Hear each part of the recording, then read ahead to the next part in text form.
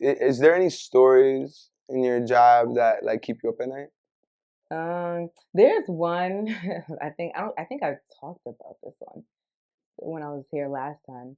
Um, there was one time where this kid OD'd. I think I'll put like the short story of it because it's not traumatizing to me anymore. I think I just look back on it and I'm just like, that's such a unfortunate situation for the fact that that kid had to go through that, and the fact that I had to see that, and the fact that it didn't even help. Like, I just think about that a lot and wonder where he is too. But he had like OD'd at the job when I was a youth counselor. This was a while back. No, was I? Yeah, this was before I became a case manager. And I don't know. I had told, like, I called my boss at the time, and I was like, we should Narcan him, and she's like, no, don't Narcan Mhm. him. He has like a brain condition. I'm just like, no, he has a chest condition, and I'm just like, I'm trying to piece it together in my head, like, but Narcan is the receptors, and I'm going through all this, but she's my director at the time, so I'm just Mhm. like, all right, even though I should have Narcan him, but either way, I'm like, okay, so I have to keep this kid alive, and I got like a bucket of, I asked one of the residents to go get a bucket of water with ice, and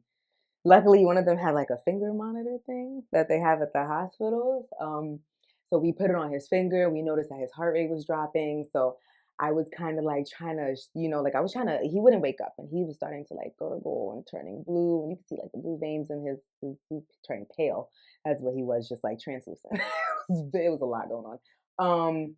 And yeah, like I shocked him with the ice. When I said, like, I put some ice on his chest, I was like rubbing his temples.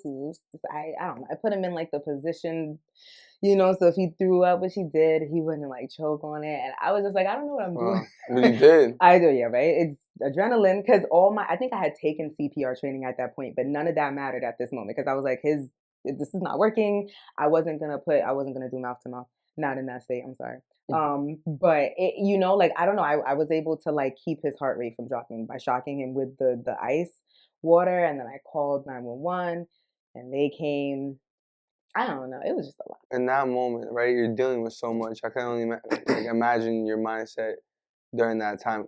What kept you hopeful during watching that pain No, it and was. I seeing that? wasn't hopeful at that point I because know that's what I'm saying. Like, what got me but through it. you had to end up being hopeful because like, how'd you I wasn't. No, get through it? I didn't want him to die. I think it wasn't hopeful. I was just because he didn't look good. It wasn't a situation where I'm just like, okay, like this is the color wasn't coming back. Yes, his heart rate was dropping slower, but he, like I said, translucent and the blue veins, and he was gurgling and throwing up this really thick, just like that was my first time dealing with like a overdose, Yeah, that's a lot. and I'm just like, oh, this is real.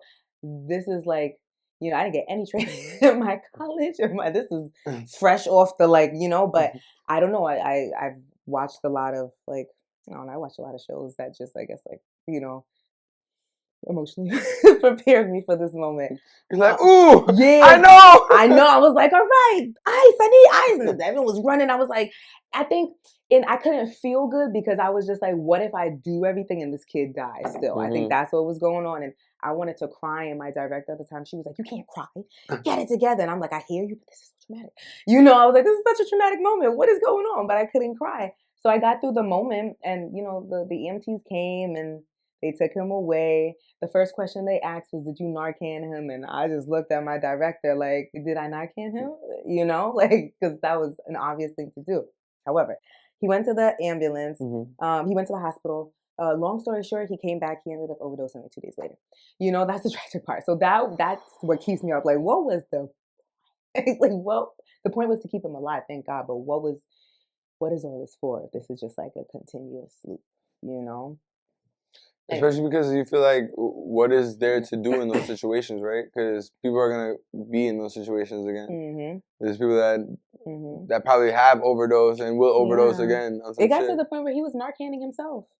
He would just be like, "Okay, guys, I know when I'm gonna, we couldn't do anything about it because it wasn't even like a mandated, you know, at that point unless he overdosed, we couldn't do anything about it. So we're just monitoring this kid, not out and do, and then okay, gets the Narcan out, and I'm like, yo, this is sick. This is so sick. Like, what? I feel like I'm adding and abating. What was it? What is it when you Um, Aiding Adding and a bait.